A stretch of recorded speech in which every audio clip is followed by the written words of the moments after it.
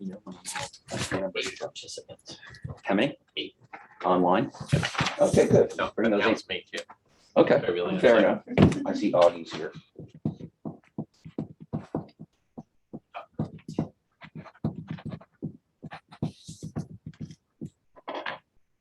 Look, she has beautiful. I have one of he's shitting in the water. I should have brought that one. That's hilarious. So cute. What a great marketing ploy. Who is it? Dawn Moore. Now she could be the one from Monroe. No. Susan Scherer. Susan something is the one from Monroe. Right. Okay, we ready to go? No, I'm trying to get everybody.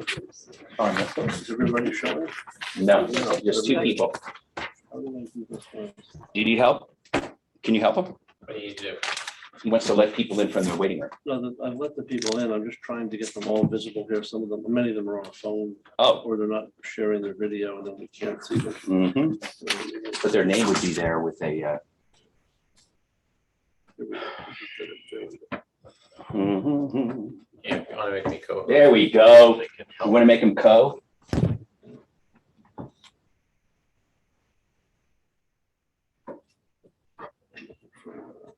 Can they see us? Yeah. As long as you're up there. Mhm. Do you?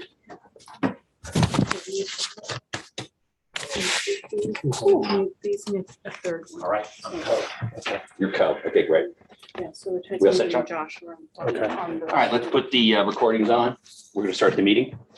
Good evening, ladies and gentlemen. My name is David McFadden. This is the regular meeting of the Board of Trustees, August 17th, 2022. This meeting is called to order. Let's rise for the pledge, please. I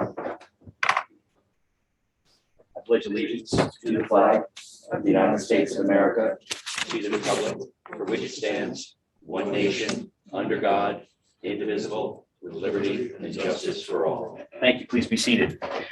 Okay, roll call, please. Mayor McFadden, Present. Deputy Mayor Shaw. Present. Trustee Brooke, Present. Trustee Casker, Present. Trustee Scherer. All present and accounted for. Okay, The dreadful pens, I'm sorry. all right. So we had a public hearing scheduled for today on sidewalks and streets, but we missed the deadline of notifying the paper. So I'm going to simply push that off, table it until next meeting without objection. So, It would be good, just, I would do a resolution to schedule that with the date and time, and this way. right, like I have on the agenda. Kind of like that. Okay. Be it resolved that the Board of Trustees reschedule the public hearing on draft local law number 6 of 2022, amendment to chapter 83 for streets and sidewalks, utility poles for September 21st, 2022 at 7 PM at the Village Hall. Thank you. May I have a second? Second. All in favor? Aye. Okay, we're going to skip mayor's comments because we lost a few minutes in the beginning. Let's go to reports and minutes. Jeff, would you like to give a DPW report? Sure. We had installed some new signs that the chief had purchased, I guess. Westlake Road, Westlake Stable Road, Pine Road, and Ridge Road. We reset some bollards by the post office that protect the fire hydrants. You know, it's been hit a few times and it was all just loose in the ground, so we re-cemented it in the ground. Are you the one that took out the HEM from Chase Bank? Oh, You? not me. Okay, you guys didn't do that? No, that's convenience for me. All right. Was. Everything is gone? Yeah. I got a picture. Go ahead, I'm sorry. We constructed a few additional bike racks, and so now there's one at the beach, there's one here at the village office, there's one at the village boat club, and one at the racetrack. They're beautiful, thank you. Okay, and we built some more mailbox stands. We installed them on 2 on Clubhouse Road, 1 on Westlake Road by Jim Jospies, and 1, I forget what the other one. Yeah, just, they all look great. Thank you. I think we have 2 left to do. 2 left, that would be East Stable Road. East Lake Stable. East Lake Stable Road. On Circuit. Uh-huh. Okay. installed some new lights at the regulator building downtown. We also installed a pressure sensor on the 6-inch main that goes through the regulator that John has been speaking to the engineers about. We did some blacktopping, gutter on Ridge Road, patched a berm on Circuit Road. We weed whacked the dam embankment, so we want Pond 3. Did some cleanup around the shop, removed the old park off the sand pile, did some cleanup around the building. We removed some large boulders from the triangle up by Turtle Mountain Road. We had a fallen tree on Laurelord Road. We also pulled out old equipment that's not used anymore that John took pictures of and put on the Auctions International. And we removed some dead ash trees down by the South Gate. Also repaired a 1.5-inch brass water main on Continental Road that runs through the Spangler's yard.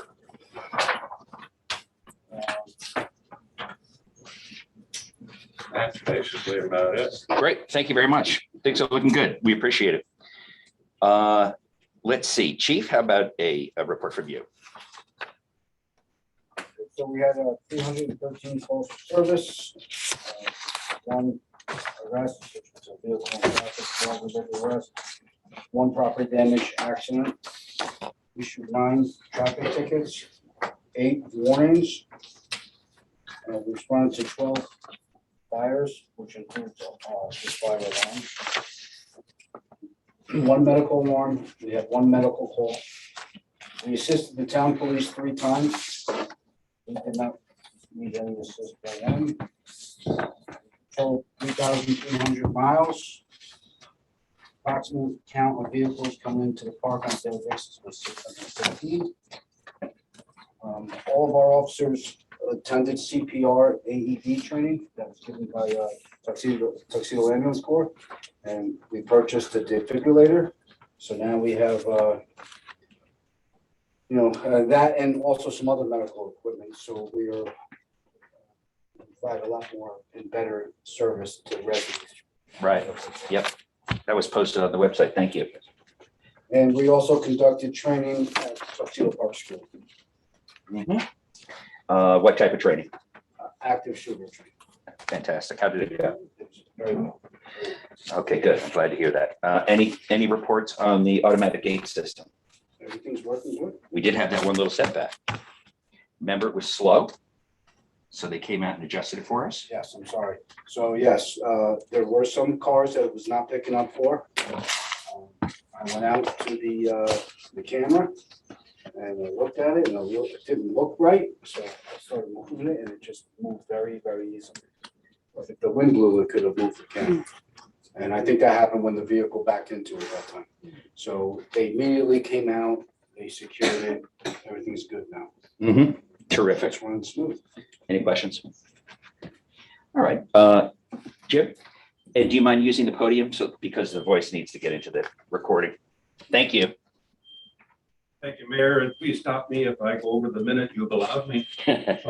We're gonna give you 3, Jim. I would just wanted to speak a little bit about the inventory of greenhouse gases that we have done. There are really 2 kinds of data in this report.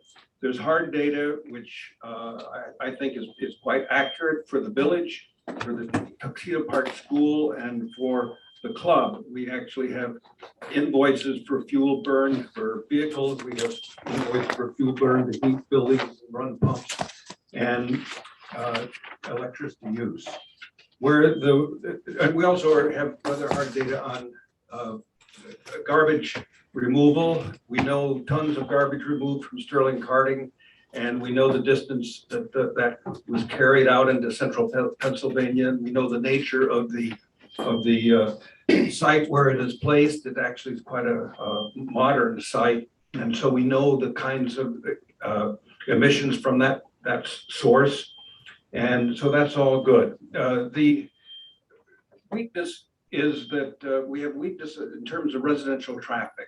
it's hard to estimate that. And this is not just cars moving around the village by village residents. It includes deliveries coming in. It includes the villagers commuting to various places and doing these kinds of things. That's hard to do. And the other is, we did it, but we did it by downsizing the state inventories based on population to the village. The same was true for residential heating. We never got any information from SOS in spite of the letter that the mayor sent, but we did a similar thing using statewide averages and downscaling them based on population. That works, it's allowed, but I'd say it's probably not more than plus or minus 20% accurate. I think I won't go into it now, but there are ways we can do a better job in the future. The gate will help a lot in terms of traffic because we can not only count the cars, but we also can identify what kinds of cars and trucks are coming in and out. So we can do a survey over a certain time. And I've already contacted somebody from the Hudson Valley who knows something about how you do these surveys. Mhm. So we'll use that data, and we may want to do some, send out a flyer requesting people what kind of commutes they do and so forth, but we can do that. I want to acknowledge the help of Skylar Newhouser. He basically handled the club and the school data, and he was a great help in terms of the graphics. I want to thank Trustee Scher for loosening up data, which seemed to be a little bit slow in coming, but he accomplished that with ease. And so the next step is the climate action plan, which I want to work on with John Ledwith. I've asked the mayor and I've asked John if John would be willing to serve on our committee, and the mayor has said that would be okay. So I will add John to the task force. And I want to thank Jeff Voss and Chief Conklin for the data that they provided. So that's all I have. It was a lot of work. Yeah. And in that respect, I'd like to say we need more help from the village. And the kind of help we need are people who are actually willing to put in some time between meetings. This is not a job for just coming to meetings and that's it. And we have to do a lot of work in between meetings, but it's a very worthwhile cause. We are the first community in Orange County to do this inventory. So, and it's the kind of basic baseline information that you need to determine your reduction of greenhouse gases. And so I want to maintain our position as first in the county, but I'm going to need some help. Thank you. Jim, I have a question. Do you have any idea how many electric cars or hybrids we have in the village? No, but the chief probably knows. So that's something we The can chief find knows. out. I don't know. And if you want to write something up, I'll put it on the website, seeking volunteers. Okay. Now, is this also in conjunction with the town? Yes, we meet jointly with the town the first Monday of the month. Okay. And they're doing their thing, we're doing ours, but we're trying to help each other in any way we can. I Mhm. will help them with their inventory because I've done one now and I know how to do it. Mhm. And there is a learning curve to this. And I can help them with that. And they'll help us too. So Terrific. we're helping each other, but we are separate committees. Okay, separate task welcome back from your trip. Okay, so John, I know you have a series of things you'd like to discuss. Sure. First, we have my monthly report. Things are going fairly well. We had one CVO request for the Hickey House at 7 Ridge Road. We have 3 matters before the village justice. 2 of them are on the docket tomorrow evening. The third one, Adam Farmery, went to the Board of Zoning Appeals on August 3rd, and he's going to try to obtain a variance for the violation that he created upon himself. The Pays and Rifkin projects are going fairly well. Did a plumbing inspection at Rifkin yesterday. All is going pretty good. Nicholson, the pool is going well. The electrical bonding is completed. The concrete for the pool form and lining is all done. Tuxedo Club, I received updated plans from them the other day regarding their modification to their application a few months ago, where they're just going to be doing the work directly in front of the existing entranceway.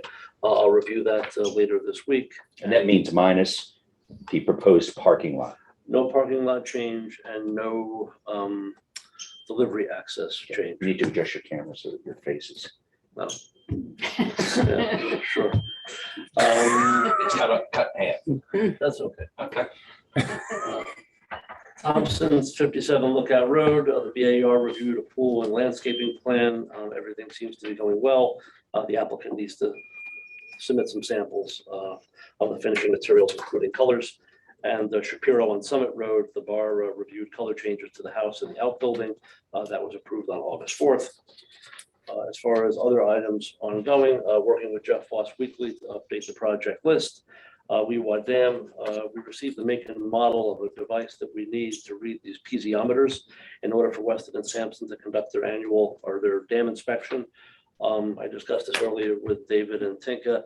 There's a device that's needed to read these sensors that are imprinted into the dam, and they read the water pressure and other things, I suspect. We think it's good that we have the device to read these meters. I'll read these devices. And instead of doing it every 2 years, we should probably do them every year to see if a problem develops in the short term instead of waiting every 2 years. The cost is approximately $1,500. I did ask the engineering company that did the work on the dam. They weren't willing to let us borrow theirs, and they were going to charge us $1,900 for them to come down and read the meters once. So it's unfortunate, but I think $1,500 is well spent. And as long as we have the equipment, we do it once a year to make sure we get ahead of any problems that may develop. Surplus equipment, we did, there were 17 items that I had placed on the Auction International website. The auction ended yesterday afternoon. All but 2 items were bid on, and provided everybody pays, we raised $2,264. Well done. This is all equipment that's not used in several years or not needed or broken combination. So we raised about $2,264 there, provided everybody that bid on it will pay Thank you. in advance. So it's good to get the money in the bank. It's also good to clean out the DPW area. VRI Environmental, maintain contact with them. Everything seems to be going fairly well. No large problems noted. We did order and give them several items that they requested a month or so ago to help them, do what they have to do. Did they hand in their request to the Department of Health regarding the fact that they're taking over and now we'll be handling all of the forms and responding to everything moving forward? Yes, I signed that about 3 weeks ago. Great. So they'll be submitting the reports. We already received one of the monthly reports early this week, and the sewer report comes in another week or so. So they seem to be on track. Jack Perna, which is a new construction considered on Lookout Stable Road. I sent the plans to Orange County Planning. The trustees probably do not know this, but there's a requirement at Orange County Planning. If there's any construction, any building permit that's submitted within a property boundary, and the Perna property borders the town property, we're required to send that site plan In to case Orange there's a County Planning. secret or. Correct. Subdivisions and a few other instances also trigger that. Is that the Grace property? No, this is Perna. This is the one that we issued, that we gave the road cut permit for. Right. That property does border the northeast section of the village. Thank you. Village and town border. Water meter installation on well accounts, working with Denise and Jeff Foss to schedule meter installs on those accounts that have wells in preparation for the sewer building at the end of September. I don't have an exact number, but I think Jeff's been to at least 5 accounts. John, I'm sorry. Yeah, 5 or 6. 5 or 6. I just want to add a note that this is in relationship to the new sewer fund, Correct. and people that have wells and use our sewer need to have a meter so that we can determine the billing for the sewer. Now, some of those people also do a lot of watering of their lawns. And we also offer something called a seasonal meter.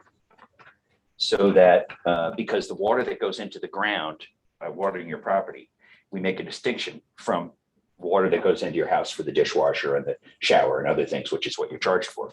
So people can also request a seasonal meter. We take it out at the, after the season's over, but you don't have to worry about getting charged for water you're using to water your lawn. I just want to make that point. There is one other note, which I had to explain the other day to a few people. In our sewer rate, we do not charge we do not charge any, well, we charge a minimum amount up to 8,500 gallons. Right. So if you did some minor watering outside or washed your car or did something outside, you're up to 8,500 gallons is already included. So if somebody just does a little bit of watering, I it's not like we're billing them for every. Right, okay, thank you. Every gallon, sorry. We received a filming request. We can go into that, actually, it's in new business. Okay. Yeah, that's in new business, so we'll just delay that. I've got the Sunnymead. I've got the Cedar Roof. A comment if you want to make it on taxes this year. And then also discussing Paul's ideas about the applications of the tree law. Want me to start with Sunny Mead? It's up to you. Sure. On August 1st, I went to the site with William Boyce, who was the landscape architect. We looked at the plans that were approved, and we identified that there were 4 trees that were removed that were scheduled to remain on the approved BAR plan. They were noted T7, T8, T9, and T11. Then I also met separately with Jim Wicks. He could not be there on August 1st. And he highlighted on the map that I gave him, the same one that William Boyce and I reviewed, that he removed T9, T10, T14, and T17. I'll give you a copy of this. Net, there were 5 trees removed that were scheduled to remain as part of the BAR plan. Right, and were some of those approved by Wicks as being rotted or? He claimed that he removed 4 that were dead. He identified 4, but on the approved plan, 2 of them were supposed to be remain and 2 of them were supposed to be removed. Okay. I should say that Ira Wicks was only there about a month after the BAR approved the plan. And I'm sure if these trees were dead at the night of the bar meeting, somebody would have said, well, it's dead anyway. So I don't know how much credence there is to if these trees were truly dead. Okay, so why don't you and I present this information formally to the bar and see what they'd like to do? Okay, great. Please proceed. Which one would you like? You want to go on the roof for the lodge? Yes, the roof down at the police station has been showing signs of failure slowly but surely over at least the last 3 years. I had put together with the chief, we had met a few people, and I was able to get a 3rd quote the other day, which I think I had sent out to. I believe the prices were something like 50-something thousand, 90-something thousand, and 80-something thousand. They vary between 54,800, 83,950, and 96. Quite a spread. So I'd like a little bit of time to review them and speak to the local. I agree. See if we missed something. Yeah, But I think this is something we seriously have to consider at the next meeting. right. We can look at the budget to see where we can reallocate some money. But the roof is definitely showing signs of failure. There is some minor water damage in the police station, and it's not going to get any better. The roof. And it would be cedar shake, correct? The goal has been for a long time that when we do replace this roof, we would make it match the other roofs at the entrance to the village. The roof is at least 30 years old. I do not remember it being changed. So it has gone its course. It's been leaking for approximately 3 years. It's causing some damage inside. And once again, we can meet and we can talk about where we can take some money from the budget to pay for this. Okay. You want to make any comments about this year's taxes? And the reason I brought it up was because I've talked to a lot of people and I've asked if you've noticed that your taxes went down this year, and a lot of them are saying no. And we put some hard work into getting these things under control. So I thought maybe you would like to make a comment about that. Certainly. This is probably the largest reduction that I ever recall, lowering the taxes in the village, approximately 6.58%. It was based upon a number of factors. First of all, not rehiring some employees that were found not to be needed at the time. Secondly, we did remove a number of budget items from the general fund to put them into the sewer. So there's a little more a fair allocation of who pays for the sewer. And third, we've been fairly successful with the assessments.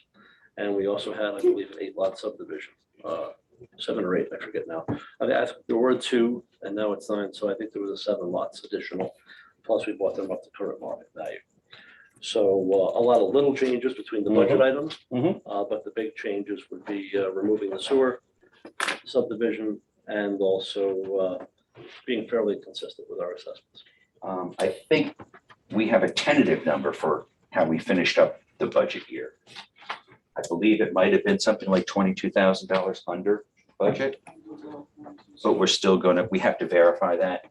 We'll do that as soon as the annual audit comes in with our certified accountant. But could be some exciting news there too. All right, and then finally, Paul has expressed for a while now, giving you, the building inspector, the authority to make decisions on applications, in other words, building permits under $100,000, with the caveat that you could always, at any time, make a reference to the bar. So for example, if there was someone that applied to you to put stone down on a driveway, you're very familiar with the color palette of stones that are acceptable to the bar. And you could, and it could be $100,000 project, it could be a $90,000 project. So there's a case where you might do that. And again, there's always the option to go to the bar if you're not comfortable making a decision. And I was thinking, like you, that we break the ice today on this. You can give us your opinion in writing. And then we can also reach out for the bar, planning board, and BZA for their input. Is that sort of where you're at? Yes, that's where I am at. Is that okay for you? Yeah, I mean, I would say, since this is the first time we've introduced it, currently property owners must come before the bar for all changes to house or property. This includes minor alterations, including house color, replacement of decks or storage sheds, as well as landscaping.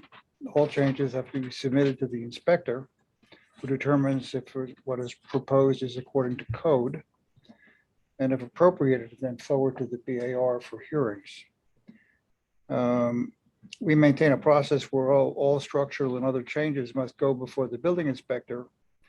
And a rule addendum, I assume this is a rule change, not a legislative change. A rule addendum will be established that if the alteration or the improvement or the change is approved by the building inspector and does not exceed $100,000, it does not have to go before the BAR. And again, this would cover issues such as house color, landscape, minor construction. It would not cover stuff like fences, which are visible to the community. And those would be in discretion, the discretion. The goal here is to simplify the process of residents to improve their property, to provide more discretion for the building inspector, and to diminish the workload of the BAR. Okay, that was one resolution. Shall I touch on the second? Yeah, let's discuss that as well. Yeah, the second resolution is the current rule is a property owner is free to cut down any trees he or she owns with a diameter of under 8 inches. That's freebie. You can do that no matter what. If the diameter is 8 inches or more, there's an annual limit of 4 trees per annum. And when I heard some of the debates, and of course that excludes dying trees, damaged trees, rotted trees, or hemlocks. We maintain the limit of 4 trees per annum, but it's applied to the building lots. If the property owner has property that's 50% greater than the building lot requirement, it goes from 4 trees to 8. If it's 200% bigger than the building lot, it goes to 12. Additionally, if the property has changed hands in the last year, right, that allowance be provided either retroactively or prospectively. So the house next to me is being cleaned up. It hasn't been touched for, I don't know, 20 years. A lot of dead trees, a lot of stuff, but just to keep it simple, they're cleaning it up. And in that case, they can clean up all the damaged trees, but as they clear the property, this would permit the requirement to move forward or backward a year. So Mhm. we'd have enough ability to do it. And those are two rule changes I'm recommending the board consider. And I think I'll offer the same procedure, which is we'll get input from John and the boards. I also want to add that there were existing violations on Miller, right, John? Yes. Of trees and shrubs and things that had to be removed. So we sort of implemented what you suggested, and those were cleared up before we even got to the tree count. But it is a beautiful, much improved space. I'm very, very happy about it. Has anyone seen it? The Miller property? Looking good, right? Okay. John, do you have anything else you want to say? Thank you very much for that lengthy but very informative presentation. One final item is we have a filming request. Yeah, we can do that in new business. I did list it in new business if you want. If you want to give it now, and then we can just take that into consideration when we get down into business, that's fine. Sure. I received a call from Dana Nachman, who apparently is doing a Emily Post documentary. She would like permission to do some photography and some filming. I sent her a list of questions. I gave her a copy of the code as it relates to our requirements if someone is going to do some filming or taking photography. They're shooting an independent documentary about Emily Post and her legacy. We would like to showcase the village that her father built and watch all these generations later as her great grandson returns to the village to speak about her and her philosophy on etiquette. If approved, the list of properties they would like to visit: Emily's home, the church, and other notable buildings that Emily's father designed. Once again, she has been given the code, and I've stressed upon her that disturbing the peace and tranquility of the village is what we do not want to happen during this filming shoot. No large vehicles. The largest vehicle will be an SUV, and they plan on doing some of this work at the Tuxedo Club. There'll be no generators. There'll be no food trucks, and all the vehicles are pretty much personal cars and SUVs. Any length of time?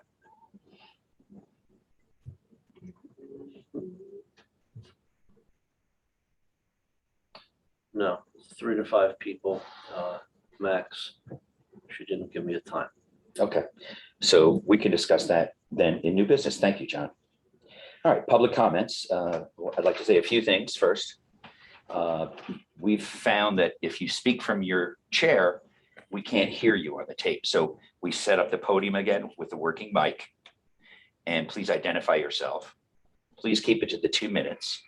I'm going to start with the people here, and then I'm going to move to people on the Zoom call.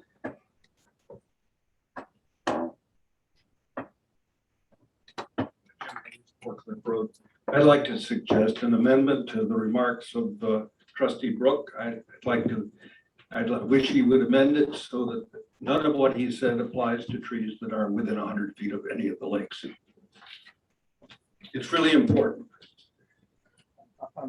And I can give you. Just a lot of data to show clarifying why it. that's important. I'm just trying to clarify what you're suggesting. So if a person is allowed to cut down 4 trees today, there is no limitation on where those trees exist that they can cut down. They're limited to 4 trees. There's no requirement that it be within, 100 feet, more than 100 feet of the lake. Is that correct? I suspect that's correct, but if it goes before the bar, they might well try and restrict that. In any case, my suggestion stands. I'm not taking back one word. Yeah, that's fine. Noted.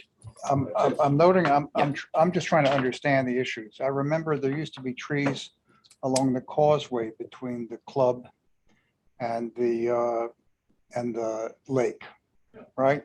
Humphrey, And you remember those trees were all cut down. Peter Humphrey. They looked great.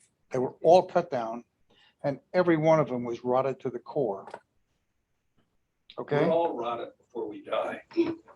Pardon me? We're all rotted before we die. I'm 88. I'm going to die soon. Trees are the same I'm way. merely, This argument that trees aren't healthy is a slippery slope, a very slippery slope. If I may I don't interject. buy it for a minute. All right, if I may interject. I know, and I'm very aware that this is an emotional issue, especially we've discovered that in the last few weeks. We're simply gathering information. Okay, I'm just making a suggestion. And I think the point really here regarding that is if somebody has a half acre and can take down 4 trees, what if somebody has 80 acres? You know, can they only take down the same 4 trees was one of the things that we're kicking around. But I'm going to be sure to involve everybody. This is not an urgent need. And if it takes 6 months, it takes 6 months. But it's the other one, though, I think we'd like to move forward with, which is the, determining what John can do to help alleviate a lot of the time and so forth that it takes to get a simple application through. And we chose that 100. That could change too. All right, thank you, Jim. All right, who else would like to speak? Okay, I'm going to move on to people in the Zoom call. Please raise your hand. Shuyin, I'll call on you first. I'm sure you're going to be mentioning something similar. Can you turn her mic on? Deborah? Yeah, I can bring her in. Mhm. Can you hear me now? Yes, ma'am. Okay, I can't start the video for some reason. So my apologies for not appearing on screen. That is okay. I don't have a comment at this stage. I just want to know whether the 2 proposals will be circulated in writing to the community in addition to the boards that you've mentioned just now. Yeah, I mean, that really is built in to the cake because we have public hearings. Good. And all I'm saying is that, Paul mentioned just now that it's a change of rule and not a change of legislation as far as the trees are concerned. I just want to make sure that. Yeah, I heard that too. I'm not so sure that that's right. Yeah, I'm not so sure either, but Mhm. I'd like to make sure that whatever are going to be the proposals are put in writing and circulated to the community. That's all I have to say. Noted. Thank you. Thank you. You're welcome. Who else do we have? Can we turn up the volume? I think that's the issue on this. Turn it up. Yeah. Were you having trouble hearing? Yeah, Right. we couldn't hear Yeah, anything. it's quiet. Speak up. only 34. Okay, well, look, I'm a senior now too, so I empathize with you. Can we turn it up? Great. Okay. Do we have anyone else? Doreen, hang on. Pardon? Is it Doreen Frega? Okay, Asking her to unmute. sure. I don't see it. Top left. Hi, thank you. Can you hear me? Yes, ma'am. I'm sorry, I was having also trouble with my video tonight. It must be one of those things. Anyway, I'm with Animal Protection League of New Jersey, and I wanted to comment on the proposed geese program. Yes. So our organization has been working with many different towns and counties to implement habitat modification, which is the #1 solution to permanently deter the geese non-lethally. And 33 towns have canceled lethal geese contracts. 78 towns will never use lethal, and 10 towns are moving to eliminate the USDA and goose technologies.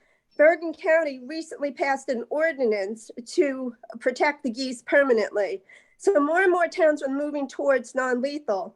And we have many different cutting edge non-lethal solutions, such as riparian buffers, flight turf, robin radar, sonic neck, flock free, bird control, laser broadcast system. There's a lot of different cutting edge technologies. And we would love to come out and do a site visit, work with our architect designer who does all of the habitat modification, and find a great solution for you so that you do not need to use lethal regarding the geese. Dorian, Mayor McFadden here. Do you consider egg addling lethal? Well, there's different things about egg addling. It needs to be done correctly. Mhm. We don't promote it, but we do, like I said, work with an architect designer, and she is wonderful with riparian buffers and meadows, and it works. She's doing a different HOA programs in New Jersey, and they've been so successful that they hired phase 2. The geese are virtually gone. And the thing is, when you kill the geese, you have to, you'll continually renew these contracts. And our goal is to move the geese out of those areas, back up into the flyway, so that you will never have any geese. I mean, of course, there might be a few during the molt, but we have many, many non-lethal solutions that really, truly work. And we would love to come out. We would love to survey the area. We would like to bring her. We would like to give you all of these great technologies. Killing should be off the table. In this 21st century, lethal should not even be a thing that's thought about with the geese. Okay, Dorian, it's a very limited amount of time to speak. I appreciate what you're saying. In fact, we have hired, or in the process of hiring, several landscape architects to give us designs and recommendations on riparian barriers. That's a longer term solution, granted, but it's something that we feel strongly about. It's being encouraged by the bar, by the tree committee. And so it might be overlap if we were to do that with you, but I'd be happy to keep you involved in the loop. Oh, that would be wonderful, because there are other technologies that could also be used, which are very successful. Okay, terrific. I look forward to it. So can you send me your contact information? Where do you live, Dorian? I'm in New Jersey. Okay. Which part? But I'm not, I'm about an hour away from Tuxedo Park. Okay. All right. Well, listen, thank you for your input this evening. Okay, thank you. You're welcome. All right. Who else do we have? Oh God, a lot of people. Okay. Chuyin again? Now we have Michelle. Well, We'll have to go. Chuyin will be last. Oh, I will be. Chuyin, I'm gonna hold you off since you just spoke. And then after we'll get to you, but let me go to the other people first. Sure. Michelle Shanker. Let's go with Michelle. All right, just asking her to unmute. Michelle, you're on. Oh, hi. Hi. Thank you. I apologize. My video wasn't working either. I'm Michelle Shanker. I live in Greenwood Lake. Oh, here, maybe this will work. Oh, hi. Yep. I live in Greenwood Lake, New York. In 2018, my 10-year-old and I witnessed one of the USDA goose roundups on Greenwood Lake. I'm not an animal activist. I've never done anything like this before, but to be honest, it was horrible. And since then, I got involved. I did a lot of research. I put an editorial in the paper. I got a group together, and we started a commission that addles eggs and does landscape modification and works with people on the lake. And basically, we found other solutions to the lethal kills. 3 things about them. They're expensive. Good people can debate about whether or not they're humane, but personally, I don't think they are. And most importantly, they're ineffective. The geese just come back year after year. There's a group called Geese Peace that is a volunteer organization that we're associated with that has successfully lowered the goose population in tons of towns and cities all along the East Coast. Do they use dogs? We do use dogs, yes. And we also do egg addling. I've done it myself. We were a volunteer group. It's worked. I'm familiar with them. Mm-hmm. I'm sorry, I didn't hear you. I'm familiar with that group. Oh, okay. Yeah. It's worked. I'm here to just say, please, the USDA, even though they're sort of like a government agency, they are on a profit. That they have salespeople that come out and try to sell these goose contracts. Well, their claim is, Michelle, Go ahead. that we only cover costs of labor, but there are no markups of profit. Even if that's true, they are in business. They're given X number of departation permits every year, Mhm. and they literally have salespeople going out and like selling their services. They have an interest in it, and as do a lot of the geese companies. All I'm asking is, please, if you're going to do research to people who have no financial interest in it, because what I found is they tend to not be pushing the killing so hard. There really are other solutions, and it's worked. I've personally addled eggs. You know, I get out in a kayak every year and I addle the eggs, and you can hire companies that will do that. I think even the USDA will do that, but they'll try to also say, oh, well, let's include a kill contract and you can decide last minute. I discourage doing that. Okay, I'm gonna also have to respectfully cut you a little short because we have 2 minutes per person. Okay. We did, to your point, we hired an independent wildlife biologist for a company called Goose Control Technology in New Jersey. And they're not allowed or licensed to work in New York. And they made recommendations. And in that sense, we feel like we are getting a recommendation from someone that just doesn't make money doing it. But I understand your point. And if you'd like to send me information, your contact information, I'm happy to keep you in the loop and let you know what we're doing. And I thank you for coming in today. Again, please consider not killing the geese. You don't want to be known as a town that can kill your wildlife when there's other options. Thank you very much. You're welcome. Okay, Arlene Steinberg. Arlene, are you still interested in speaking? Yes, hello. Hi. Hi. I'm not sure how to get the video on here either. Get a message right now. We'll send you a message, but there you go. All right. Yeah. I'll try to keep it brief. A couple of things. I've been working in this area since I discovered it a number of years ago. I'm what's called a waterfowl community liaison. I work with communities and get them to get away. The biggest problem is most town councils, board of trustees, HOAs, etc. The only places you know where to go for help are government agencies. Arlene, do you mind stating where you're from, please? I'm from Philadelphia, Pennsylvania, but I work with groups all over the country. The problem with the government is it has become a business. The USDA tends to send a very personal person out.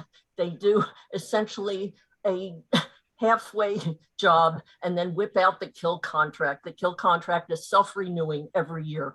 It is a business model guaranteed to provide long-term employment for wildlife services. It will do nothing to solve your goose problem. I was reading your information. In all honesty, you don't have a goose problem. You have a wildlife management issue that will be far better addressed by local wildlife organizations that have experience.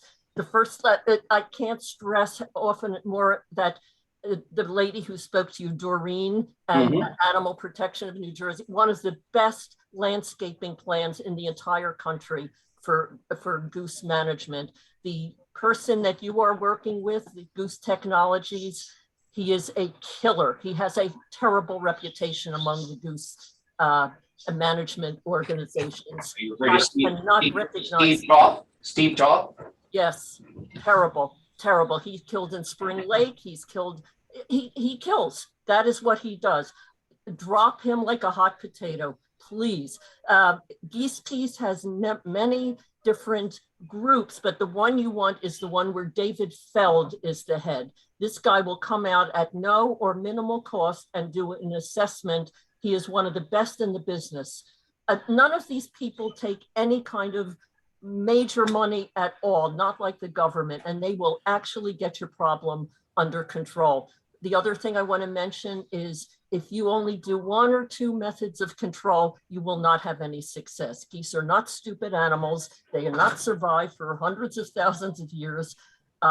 You need to cobble together 3 or 4 methodologies and they will work.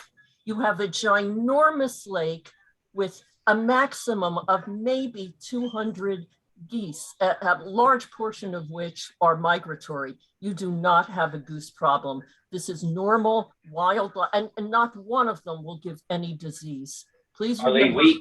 if I may. Yeah. We do have a sedentary geese problem. Resident. Thank you very much. Resident geese. I And appreciate. that was created by the USDA, by the way. So Are you familiar with our lakefronts? I'm familiar from visuals. I haven't actually been out there. Because we have 3 lakes Right. and miles of coastline, if you will.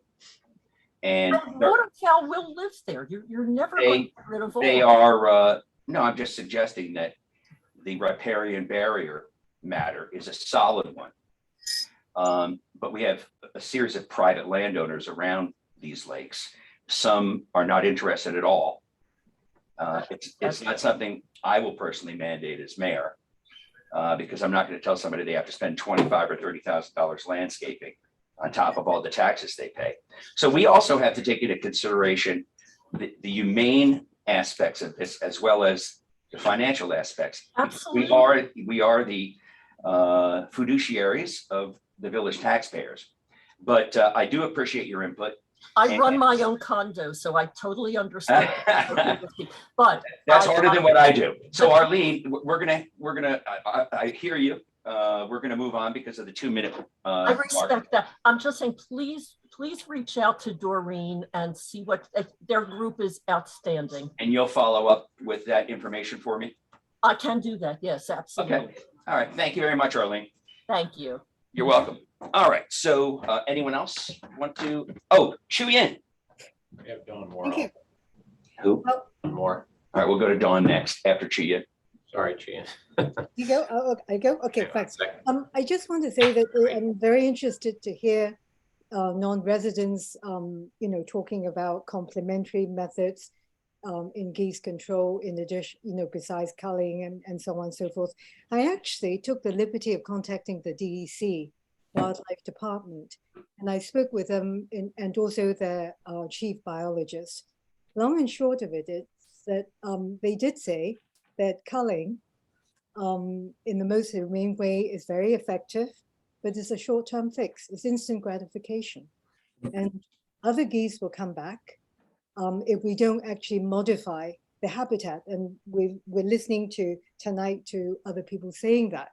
So I understand that in Tuxedo Park, there's a lot of sensitivity about, sort of riparian buffers and the fact that we can't and should not mandate them. And I agree with you totally, Mayor, totally. But all I'm saying is that I hope we have the opportunity to learn a little bit more about all these alternative methods and then to communicate this information to the lakefront owners and then let them decide. I think it's important. And then I know, but I'm glad that tonight we have. That's certainly a little challenging if half of them want to put in riparian barriers and the other half want to shoot them. Well, actually, it's very interesting because we have 3 homes that have already put in riparian buffers of some ilk. And the interesting thing is the geese are not bothering them. And there's some fences too. Yeah, no, you're right. The issue there is they are going to other people's homes. I know. So but it's a free world. It is. We had the same issue with the deer. You remember that, but I don't want to go into that now. Sure. At this meeting. All right. Thank you, Chu Yin. And do we have anyone else? We do. We still have Dawn Moore waiting. Dawn Moore, please. Hello, can you hear me? Yes, very softly though. Okay, I'll try to talk a little louder. I hope I don't sound like I'm screaming. That's perfect. Okay, I reviewed your plan and I noticed that you're Do you missing. mind introducing yourself and where you live? Yes, I'm Dawn Moore and I'm in Bloomsburg, Pennsylvania. We just had a geese issue here and that's why I'm involved in the geese stuff. So I looked over your plan and I noticed that you're missing some important information. Which plan? The plan from Goose Control Technologies that's in your agenda. That is not a plan. That is their presentation to us. Oh, okay. Well, we hired them for $500 at the last meeting. We decided to do that because we wanted to get the wildlife biologist opinion. And so that's been distributed to the trustees, but we haven't done anything with it at this point in time. Okay, so they're missing some important information that maybe you guys have that you should give to them. The main thing is that they say that the water quality is an issue, and geese don't usually cause a water problem.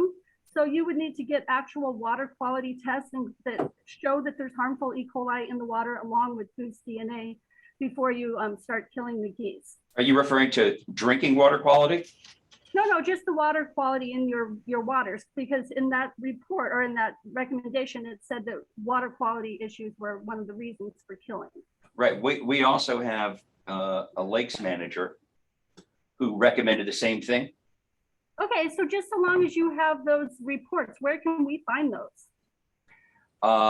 That one was posted in the last meeting, but if you send me your information, I'll be happy to send you the documents under FOIL. No, they're not, that's not under FOIL, is it? If it's, no FOIL necessary, sorry. Okay, but that's a water quality test that you guys had done? No, this is our lakes manager. Okay, so what I'm just making trying to say, recommendations to us. right, what I'm trying to say is before you kill them, you really need to have actual evidence that they're the problem. The fact that there's, in that report, you guys told him that there's 100 to 200 geese during the fall migration, but only 15 to 20 birds were present when you guys went out there in July. He meant 15 you're to allowed 20. to kill what they call, He meant 15 to 20 birds per body of water. Right now, we don't have any because everyone's lawn is brown. They have flown the coop, maybe down to the Tuxedo Club golf course, but we have none right now. Our Right, lakes, and probably there's a been lot no of rain them- here.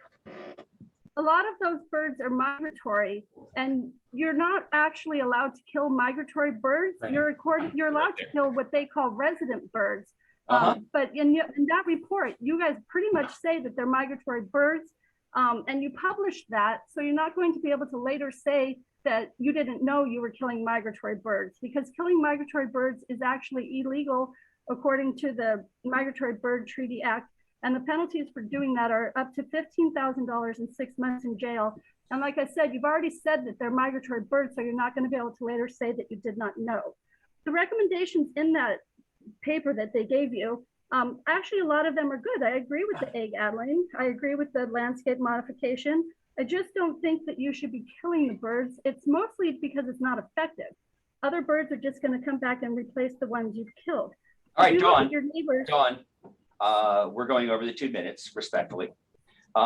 We haven't even chosen, I mean, if we have 100 geese and control the eggs through addling, that might satisfy us.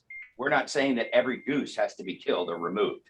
But that said, how did you find out about our little whole, town and village dealing with this issue? Why are you here this evening?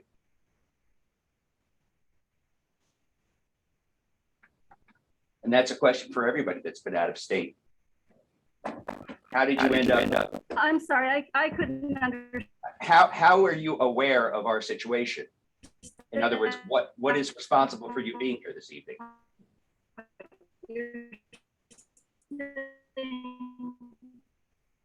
All right, so anyone else? Mark and Michelle. Okay, let's cut Don off because we've lost control. Let's get Mark. Right. Let's get Mark. Mark Citrin. Good evening. Again, I have the same issue with the video. I actually would like to start my 2 minutes with one question directed to Trustee Brooks' proposal with respect to expanding the jurisdiction of the building inspector with respect to $100,000 or less renovations or changes in property. My concern and question is with respect to this particular proposal, how will the neighbors be notified, if at all, that these requests are being made to the building inspector that could range up to $100,000? Will the neighbors have any input into the proposal? by the applicant, or will it simply be the building inspector's discretion to either grant or deny the application or refer it to one of the boards?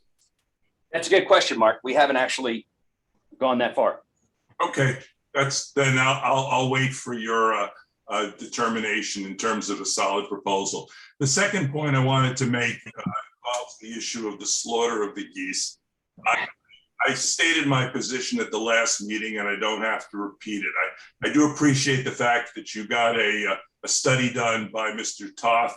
However, in my mind, in the village of Tuxedo Park, the killing of these geese, whether it's 1 or 200, is reprehensible. And contracting with the United States government to perform the killings doesn't make it any more acceptable. And for that reason alone, I'm opposed to it. With respect to egg addling, that's fine. With respect to all the other proposals, the riparian barriers, I think those are great ideas, but I think that the killing of wildlife is morally reprehensible, and I stand against it. Thank you for your time. You're quite welcome. Do we have anyone else? Only no, that's a repeat. Okay. Michelle, is she Michelle already spoke?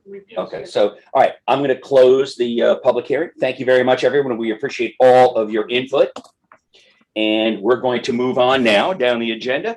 We have a consent agenda. Now, Trustee Casker, did you want to ask several questions about the Armada? Yeah, actually, can I make a comment real quick? Yes, There's please. nothing that's been talked about tonight. Just it's fire department related. And I know Chief's aware of this, and I know Jeff's aware of this. On July 31st, I think something good came out of something bad when the police responded, DPW responded to a family member named Harry, who was caught in a storm drain. And we had a great effort by the community, specifically the volunteer firefighters who from all 3 departments in the district, Sterling Forest, Eagle Valley, and Tuxedo Park, came. And what impressed me was the courage that one firefighter, particularly Lieutenant Bob Horniman, showed when he crawled 50 feet in to the storm drain to rescue Harry and pulled him out. And I talked to Bob about it afterwards. With a rope, though, at least. He had a rope tied to his ankle. He just wanted to go in and save that pet and prevent that family from any heartache, and also prevent the family from feeling the desire to go in after, which could have led to bigger issues. And I was impressed with that. The Tuxedo Park Fire Department gave him a merit award for that, and I think that it's worth mentioning at our village community. We have so many volunteers to do so many things, Right. that I think it's important. Fantastic. Have you to considered calling the Times Herald Record and to reenact that, or maybe a ceremonial giving of the ceremony to the guy? Well, Reenact that? We'll talk about, the fire department has their own things to do. Oh, with it. Yep, thanks. they're on, That's a they're good on show. top of that already. Okay, great. So Thank you. that's a suggestion. We appreciate that. Yeah, and I second that wholeheartedly. Okay, so Chris, did you have any questions about the, So the regatta, yeah, just the one thing I briefly talked to the attorney about this. We don't have a lot of details. So my question is just once we get a little bit more of the 5 Ws, that the attorney review them, make sure that there's no risk to the private roads and how it's going on. I'm sure it's fine. I just want to, I like that kind of. what I legal do opinion. know now is that the Tuxedo Club is going to they'd like to host a regatta with crew boats. I don't know how many, 5, 6, whatever. And since those folks aren't members of the club or residents, they're coming to us for permission to use the lake. So the village wouldn't be involved in any way unless they requested support from the police, as far as I know now. And that's the extent of what I know. So I agree with you. Let's follow it up a little bit more. I think we can do the following. I think we can pass it with a yes, but that they have to follow certain codes or procedures given by the chief and John. Does that make sense? Yeah, We can generally cover it that way. I'm fine with. I just don't even know what we're really giving them permission to do. Yeah. Maybe. There, Because there's not a lot of. the permission details. really centers around the fact that they would be putting people on the water that aren't members of the club and Oh, aren't residents. I get you. So like technically that Unregistered So they have to boats. come to us. Water or boats? They're putting crew boats, Right. So they Like have to single- be single following the rules. single Yeah. hull, single hull. Right. Yeah, They have to be steam cleaned? yeah, well, that's under control. Yeah. Yeah, Okay. and John's very aware That's of that. We have a brand new steamer. The club's offered to use a steamer, but the point is, that's why they're asking permission. Okay, I got you. Sounds Basically, great. permission to put boats that aren't registered on the lake. Oh, and that too, right. That's right. Okay. Yep. Okay, so do any of the trustees have any questions about the consent agenda through G? I have a quick question, if I may. About adding the changes to the July annual organizational meeting. Yes. So I just wanted to confirm, is that where it should go? Is that the right section? I'll work with you on that after the Okay, meeting That's fine. because it goes in several. Okay, okay. It gets split up in several ways. It is posted here. It's adding the tree committee and members and liaison role, which Christopher Gow pointed out last meeting that we didn't include. So this will be included and it'll be in the minutes next month that we approve. Anybody have any questions about the minutes? None for me. Okay.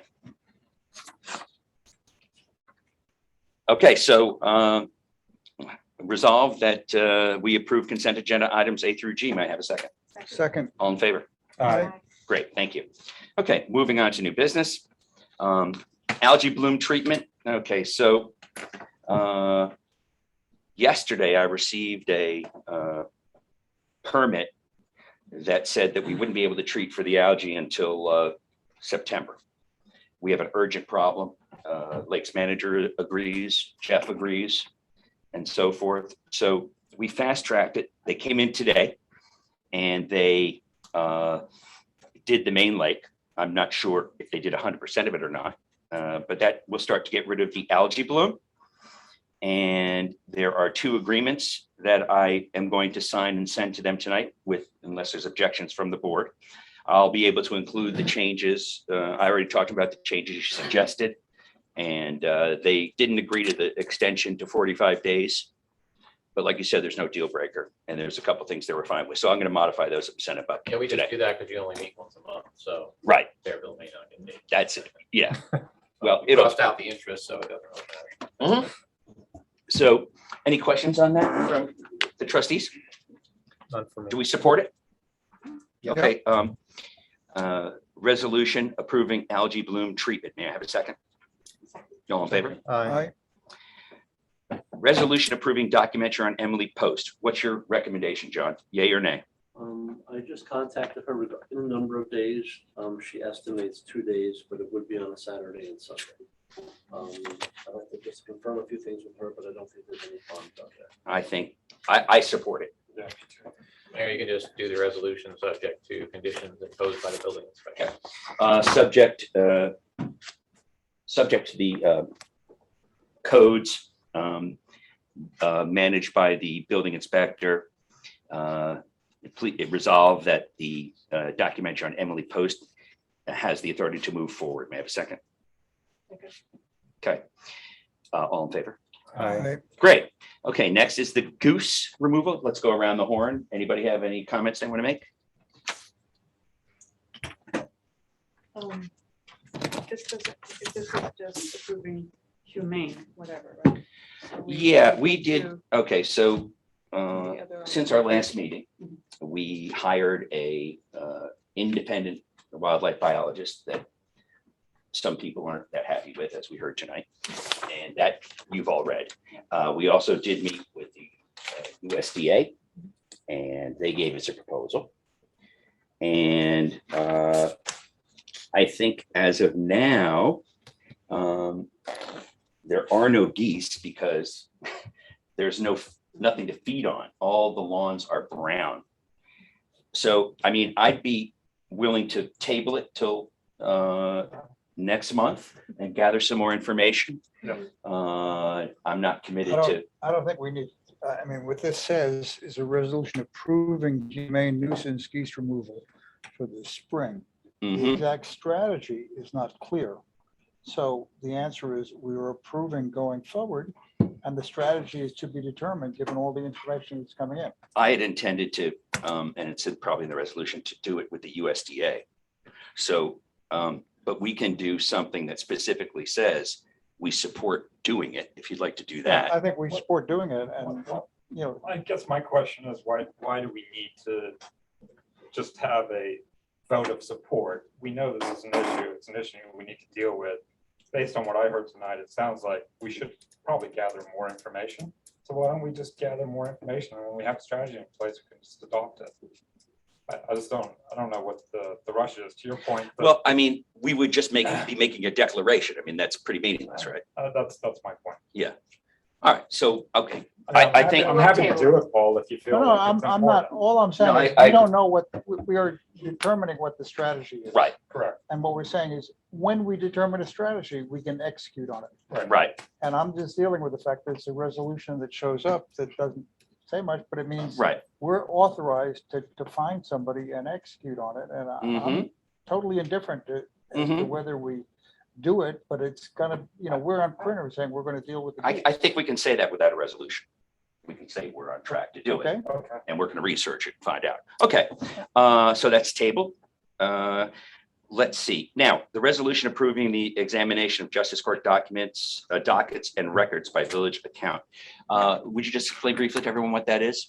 Sure. Section 2019A of the Uniform Justice Court Act requires that town and village justices annually provide their court records and dockets to their respective village auditing board. And last week, Cooper Arias were here, and they looked through the records and they determined that everything was in order. Okay, And so that has to we be need that resolution. Yes, please, has to be examined, and this fact has to be entered into the minutes of the board's proceedings. Okay, great. It's not really a resolution, Sure. just that we acknowledge that. All right, thank you. Resolution approving, be it resolved, the resolution approving examination of Justice Court dockets and records by village account Cooper Arias LLP. Do you have a second? Second. All in favor?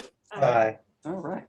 Okay, now, this next item has been focused around John, Elizabeth, and our budget director, Tinka. We're looking at taking out loans. We've educated ourselves. We have capital projects to do. And their simple question to us after all this back and forth is, how many years do we want to do the loan? And I thought we should involve everyone in this. You know, obviously, we want to lock in the best rate, 30 years. I think, you know, you want to lock in the number of years that you think the project will last in terms of its success, maintenance, that kind of thing. So I think you and John are suggesting 30, is that correct? Yeah, that's maximum that we're allowed with this loan. It's for the sewer SSES that we have been under an EFC loan. And then we will have to take it mostly by December, we'll have the numbers. So the EFC is now wants to know what the village chooses as the term of the long-term loan. Josh, do you have any comments? Yeah, I mean, typically with infrastructure projects and financing them, you want to match the term that you're expecting that asset to last along with the financing. I looked at the cost of financing. The 30-year loan is slightly more expensive from an interest rate perspective, but not significantly. You clearly have lower payments, ongoing payments, which is a benefit. So I think the 30 years makes a ton of sense. I got a question, which is there any penalty for early payment? I mean, what you'd like to do is have a long thing. Or and if- refinancing? And if we decide 10 years down the pipe, it's a much better deal presents itself, you'd like to be able to prepay it. So I think it's generally, definitely you'll have a valid a question. short period of time where you can't prepay it, but then we're free to prepay it thereafter. And it gives us flexibility going forward. So I think we lock in the 30-year rate. Chris, do you have any comments? How much is it for? The loan? Yeah. 375 because the other 25% of the project is grant. So we're technically borrowing 500, but it's 25% of the grant, so we're only borrowing We're 375. borrowing 500. A quarter of it is a grant. So we're paying for 3/4 of it, and the interest rate is 4.25 over 30 Yeah, years. how much? 4.25 for 30 years.